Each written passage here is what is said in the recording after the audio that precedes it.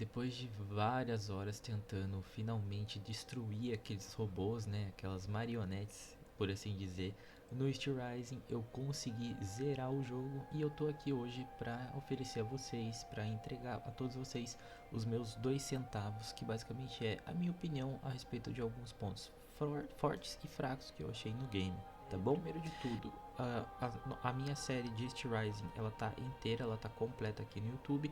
Esse vai ser o último vídeo que eu faço de Steel Rising, e se você quiser acompanhar a série completa, eu vou deixar um card passando aqui no topo do vídeo, tá bom?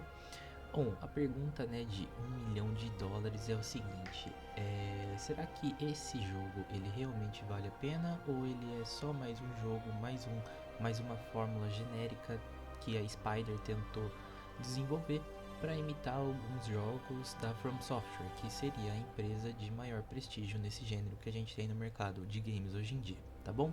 Então, ao final do vídeo eu vou tentar responder essa dúvida e dizer se o jogo, na minha opinião, vale ou não a pena ser comprado, tá bom? Começando então o jogo, a gente vai ter uma ambientação e uma premissa de Steel Rising. Essa ambientação significa que o jogo ele se passa na Revolução Francesa, em 1789, a gente está em Paris e a gente está transitando por várias cidades por várias cidades da França, na verdade. E essa transição que a gente faz de cidade em cidade, a gente conhece alguns lugares e vai completando as missões nela. A ambientação de Paris no jogo é muito impressionante. E o jogo ele consegue colocar você numa atmosfera da Revolução Francesa, né? Ele tenta recriar fielmente do que deveria ser aquela atmosfera da época. E basicamente os bosses, na verdade, os NPCs que existem no jogo, eles têm uma dualidade muito forte. Que dualidade é essa? A gente controla a Aegis. A Aegis, ela é uma autômata. Para quem não sabe o que é um autômata, ele basicamente é um robô, mas não movido a eletricidade. Ele é movido a vapor. Então a gente tem uma tecnologia avançada para a época, até demais, que hoje em dia também seria um tipo de futuro distópico, certo? O futuro steampunk. Basicamente esse mundo, ele trabalha numa dualidade de a Aegis, ela tem um toque de humanidade que os outros autômatas não têm. Então você se sente sozinho porque Paris, a cidade, né, a França, ela tá completamente abalada e destruída. Parece que aconteceu um apocalipse na França e os seres humanos, ou seja, a civilização francesa, ela tá destruída pelos autômatas que estão rodando na rua. Basicamente, um resquício de civilização que sobrou, e essa civilização ela está escondida dentro das casas. Você até consegue topar com alguns NPCs, mas são muito poucos e você conversa, tem um diálogo com eles através de uma porta, obviamente. Que dualidade é essa? Bom, ao mesmo tempo que você não tem civilização humana no jogo, a civilização de autômatas, ou seja, seus inimigos, seus mobs no jogo, é muito alta. Então você trabalha de um lado com uma rua cheia de robôs, viva em robôs, mas falta humanidade nas ruas por conta da Revolução Francesa. O contexto do jogo é que o rei Luís XVI ele tá totalmente louco e ele decidiu substituir a guarda real por um exército de autômatas, e esses autômatas simplesmente foram imbuídos com o objetivo de destruir e os seres humanos serem aniquilados da França. Como tá bom? Funciona o combate do jogo? O combate do Steel Rising é um combate divertido. Basicamente, ele é um modelo de entrada para o modelo Souls-like. O modelo de combate do Steel Rising ele não é tão lento quanto um Dark Souls ou um Lies of P, mas sim um pouco mais rápido, um pouco mais ágil. Então você tem que apertar os botões, né? Você vai ter uma jogabilidade um pouco mais rápida, o que para as pessoas que vão ter o primeiro contato com o gênero de Souls-like pode ser agradável, tá bom? A mecânica de resfriamento rápido. Dentro do combate você tem uma mecânica que é uma barra de estamina. Você vai bater, pular ou correr, e essa barra de estamina ela vai se desgastando. Conforme você vai gastando a energia dessa barra, quando chegar no fim, você tem a opção de apertar um botão e você recuperar essa estamina de forma instantânea. Só que se você deixar esse timing perfeito passar, você não recupera, você demora, né? Você fica em um cooldown. e você tá vulnerável a ataques. Só que, em compensação, se você recuperar essa barra de estamina, você vai ser congelado temporariamente, então você tem ônus e bônus, né, dessa mecânica. O jogo ele conta com variedade de armas. Eu não gosto de jogar com armas pesadas, então não joguei com nenhuma. Eu joguei mais com um bastão e com uma corrente. Tem armas leves, médias e pesadas, e obviamente cada uma serve para um propósito. Se você quer muita agilidade no seu combate, você usa uma arma leve. Se você quer ter um combate equilibradamente rápido e pesado, né, que ofereça um certo dano, a média é uma boa opção, foi a que eu escolhi. E a pesada é um combate totalmente focado para dano e você tem um tempo de ataque bem mais lento, com armas pesadas, tá bom? A mobilidade do gancho. Quando a gente derrota um certo boss, a gente vai receber um gancho, e esse gancho ele vai ser usado para que a gente possa acessar áreas do jogo que a gente não consiga, principalmente em prédios, para acessar algum baú, pegar algum item. Isso daí é muito bom, e ele dá uma certa diversificada naquela monotonia de você ficar correndo pelas ruas, tá certo?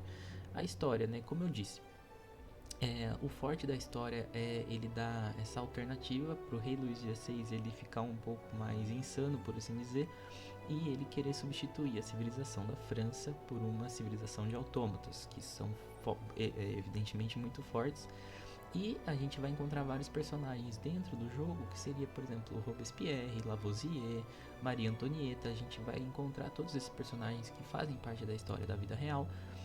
Só que eles vão estar conspirando contra o Rei Luís XVI, e o Rei Luís XVI vai pegar cada chefão que você vai passar pelo jogo, prender esses personagens, e você vai ter que ir recrutando esses personagens para o lado do bem, por assim dizer, derrotando esses chefões, tá certo? Então você resgata eles de refém, né, de cada chefão.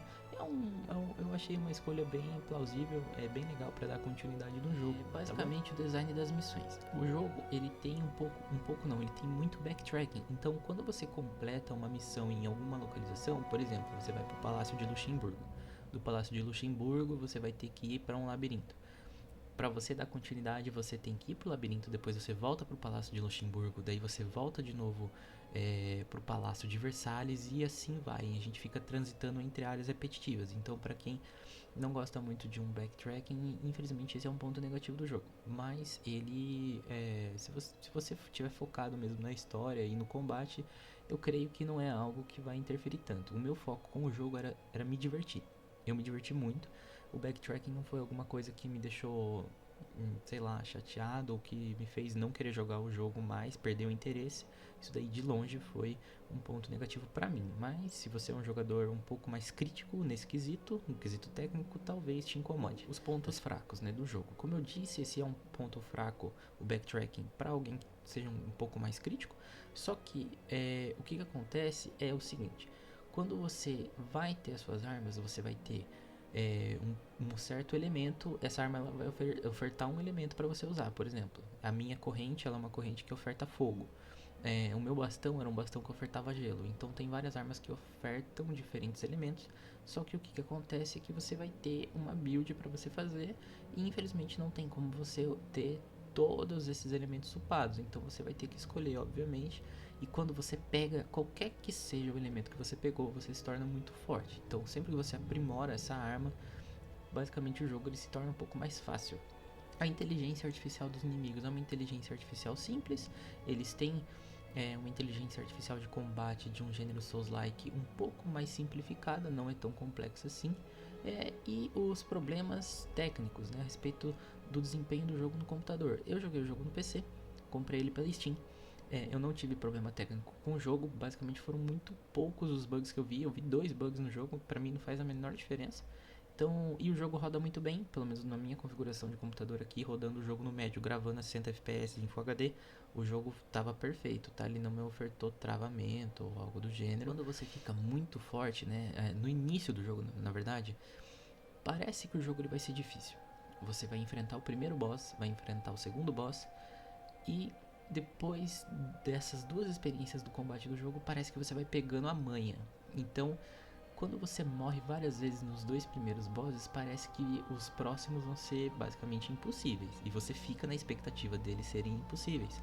Só que o que acontece é que conforme você vai aprimorando o personagem, na verdade esses bosses eles vão ficando mais fáceis. Por exemplo, Pra mim, eu achei que o último boss do jogo ia ser o boss mais difícil de ser jogado, né? De ser jogado contra. Só que na verdade, pra mim, foi o segundo boss que foi o boss mais difícil que eu enfrentei. Agora chegamos Tá no bom? final do vídeo, né? Bom, pra quem quer o jogo, cara, se você tá focando em se divertir, em só ter um jogo pra você jogar e fazer uma progressão de personagem, etc., esse jogo ele é muito bom. Então, pra mim, o que eu vejo num jogo não é história. A história também conta um pouco, mas não é um quesito técnico, por exemplo, um gráfico, uma qualidade sonora ou algo do gênero. Pra mim, se o jogo ele te coloca num ambiente divertido de você ver, numa história interessante e numa jogabilidade muito boa, pra mim é o que me basta pra eu me divertir. Eu não fico avaliando qualidade gráfica, dublagem. Isso daí pra mim não interessa. Eu não sou um crítico técnico de jogos, eu sou só um jogador. Então, pra mim, o que vale realmente a pena é a minha diversão. E se você tá procurando se divertir, vale muito a pena, de verdade, tá? Bom, o preço do jogo. Eu paguei R$ 9,50 no jogo porque ele estava numa promoção. Eu recomendo que para quem for pegar o jogo, se você for ver agora, pelo menos na loja da Steam, esse jogo vai estar por R$ 250. Não é interessante você pegar esse jogo nesse preço, tá bom? Eu acho que ele não é um jogo que vai valer um full price desse jeito. Pra mim, pegar o jogo numa promoção de R$ 25 ou a promoção mais top que eu vi na loja, que foi a de 9,50 como eu peguei, é o que vai garantir a sua semana jogando o jogo, desde que você jogue por bastante tempo, né? Vai ser muito bom. Então, pra mim, o jogo ele vale a pena com um desconto, tá bom?